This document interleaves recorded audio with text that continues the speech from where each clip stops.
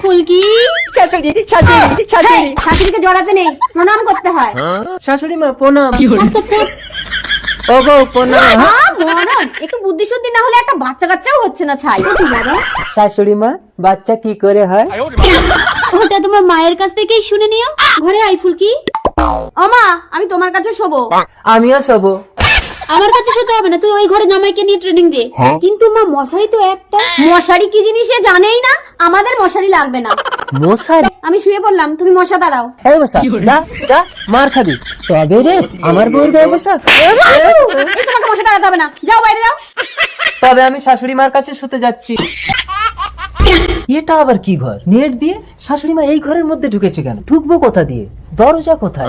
ভোলার সঙ্গে চালাকি শাশুড়ি মা উপর দিয়ে তোমার ঘরের চাল ভেঙে ঢুকবে। জিও ভোলা। কে ফুলকি, ভূত ভূত ভূত।